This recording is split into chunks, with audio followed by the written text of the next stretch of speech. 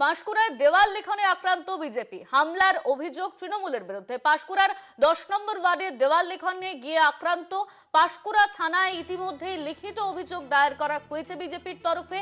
BJP কর্মীরা তারা পাঁশকুড়া থানায় লিখিত অভিযোগ দায়ের করেছে। দেওয়াল লিখনকে কেন্দ্র করে উত্তেজনার পরিস্থিতি।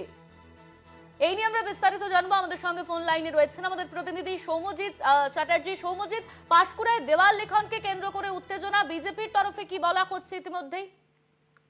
দেখো, পাঁশকুড়া পৌরসভার যে 10 নম্বর ওয়ার্ড, সেখানকার সুরনানকার এলাকায় বিজেপি কর্মীরা যখন দেওয়াল লিখন করছিলেন, তখনই তাদের অভিযোগ যে তাদের উপর তৃণমূল আশ্রিত বেশ কিছু দুষ্কৃতী অতর্কিতে হামলা চালায় এবং তাদেরকে রীতিমতো মারধর করা হয়।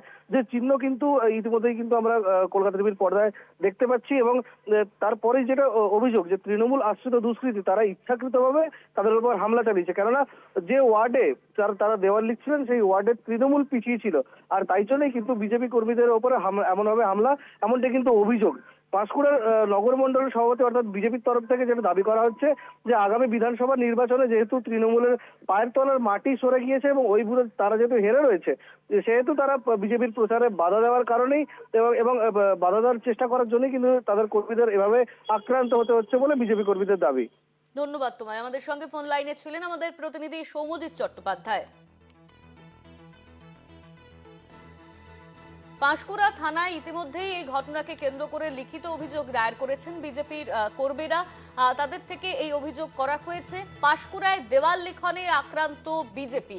ইতিমধ্যেই এক বিজেপি কর্মী দেওয়াল লিখতে গিয়ে আক্রান্ত হয়েছেন। হামলার অভিযোগ উঠেছে তৃণমূলের বিরুদ্ধে। ইতিমধ্যেই অভিযোগ করা হয়েছে যে তৃণমূলের সদস্যরা হামলা করেছে। পাঁশকুড়ার 10 নম্বর ওয়ার্ডের দেওয়াল লিখনে গিয়ে আক্রান্ত বিজেপি কর্মী। ইতিমধ্যেই এই ঘটনাকে কেন্দ্র করে থানায় অভিযোগ দায়ের করা হয়েছে বিজেপির তরফে।